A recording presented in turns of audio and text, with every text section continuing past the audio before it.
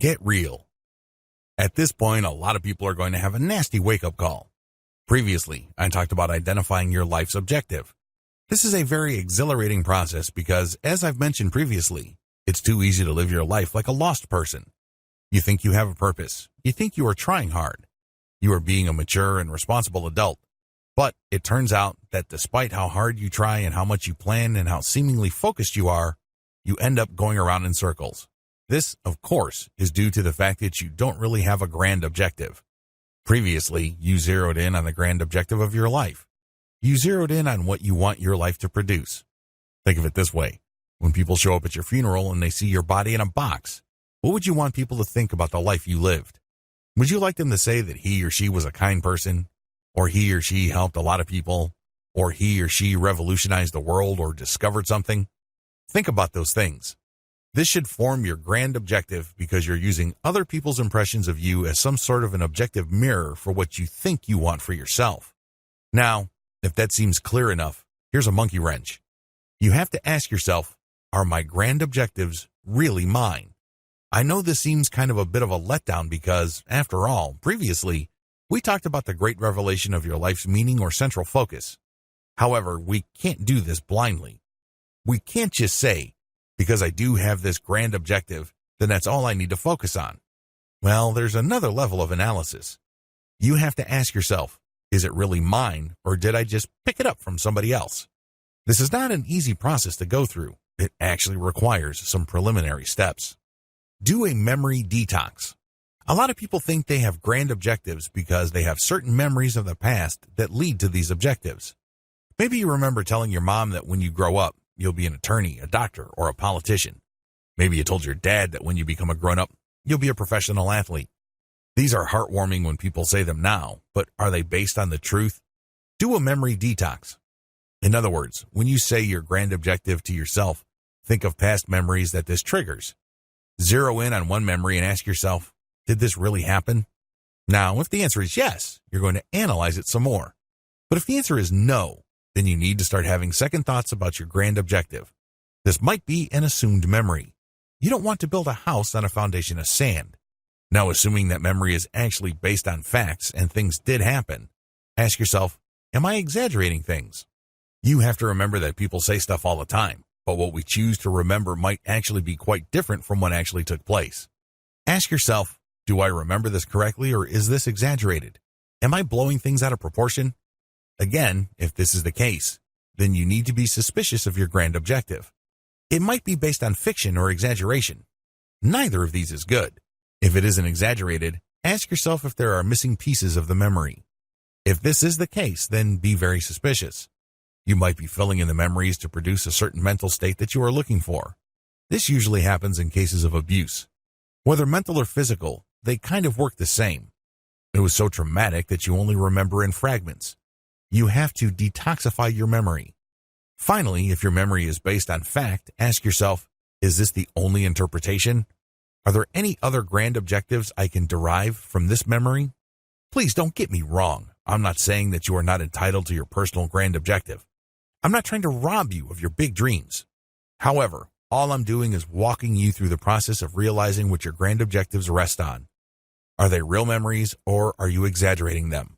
Are you filling stuff in, or are you just interpreting them to lead to a certain outcome? Just be aware of how this plays out, so you end up totally owning your life's grand objectives. You start seeing it with your plain eyes. You don't choose to filter it with rose-colored glasses. Do an attitude detox. Memory is one thing. Attitude is another. Believe it or not, your attitude plays a big role in how your life turns out. If your attitude is that of a victim, then you find yourself feeling small, stuck, powerless. Worse yet, you feel that you are life's martyr. Everybody takes turns victimizing you. You feel disrespected, and deep down you don't really feel worthy of respect. The worst part of all this is you feel like some sort of victim. It's too easy to excuse yourself to be really harsh or even cruel to other people. After all, if you're hurting so badly, it's too easy to get numb to the pain so that you lose sight of the pain you, yourself, dish out. Try to explain your attitude to yourself. Given what's happening in your life, are there any other ways to interpret what's going on? For example, if you think your job is a daily humiliation where you clock in, spend 8 hours, and then clock out, ask yourself, is this the only way to look at this situation? My job does give me a paycheck. I do hang around with interesting people. I do get to use my muscles or my brain for work. Obviously, it's interesting enough, otherwise I would have quit a long time ago. Ask yourself, is the way I'm looking at this part of my life the most optimal one? This is really an indirect way of asking yourself, what is my attitude? The problem with attitude is sometimes they're like sunglasses that we put on and we forget that we have them on. Everywhere you turn seems like everything is a little dark. But it turns out things look that way because you have your mindset sunglasses on. Your attitude works the same way. You might think that you're just perceiving your reality or living your life and everything is objectively neutral. No, they're not.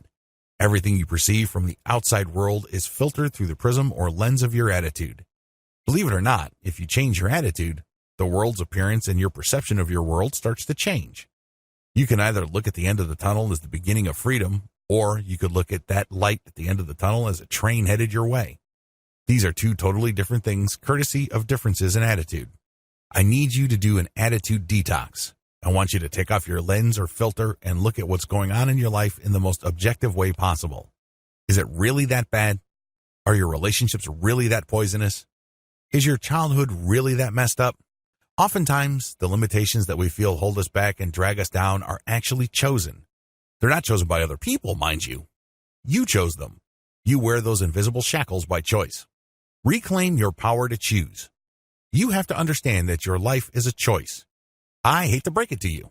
The way you dress, even your IQ, how much money you have in the bank, how good you look, the style of your hair, the size of your car, the size of your house, whether you rent or own a house, and all the other details of your life, all those are choices. A lot of people would have a problem with this. After all, who in their right mind would choose to be poor, oppressed, or burdened? Who in their right mind would choose to live a life of powerlessness and limited choices? Well, these are illusions. Ultimately, your external life, I'm talking about things that people can readily observe, is a product of your internal choices.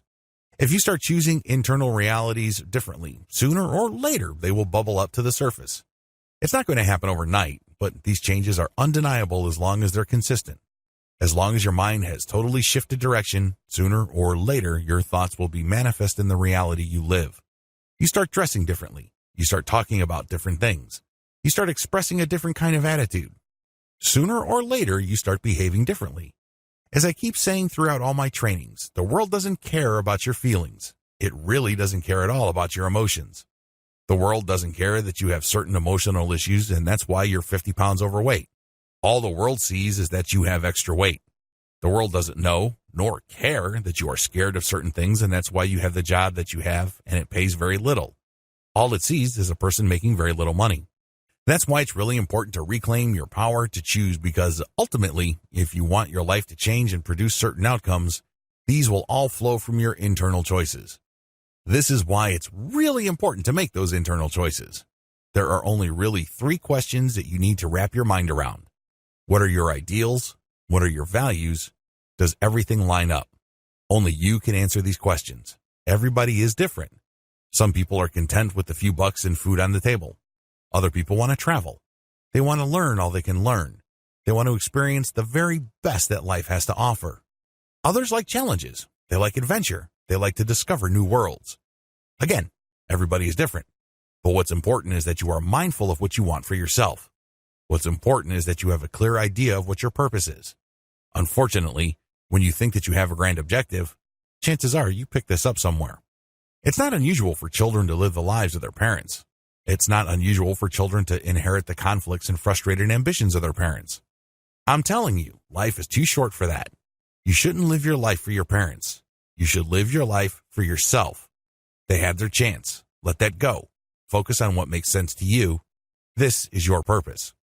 You have all these deadlines and big projects that need to be completed. Unfortunately, the more you complete them, the thicker the fog. Eventually, it starts to dawn on you that what you're doing is pointless. It doesn't matter how mission critical a project is. It doesn't matter how much money you will make with the project. You still end up in the same place. When you live with purpose, all this fog clears up and you see that straight line to where you'd like to go. Similarly, purpose flows from integrity. Integrity is one word you don't hear much nowadays. Usually when people use the word integrity, they often talk about the ability to tell the truth. They talk about living life with character. Well, that's important and everything. I use the word integrity in a very limited sense. When you live with integrity, you focus like a laser on the outcomes you would like for your life and you act accordingly. Everything you do leads to that outcome.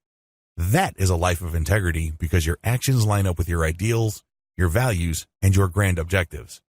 Believe it or not, living life with integrity and prizing integrity leads to a real life. You feel like your actions have consequences. You feel that every moment that you waste chasing your tail has a consequence, and just like having some sort of personal GPS, you keep getting redirected to where you need to go. Each step that you take has more meaning. It's not just something that you do as part of the course. You don't feel like you're just going through the motions. In fact, if you become so disciplined, every breath you take feels like an opportunity and a blessing at the same time. That's the power of a life of integrity, flowing from purpose.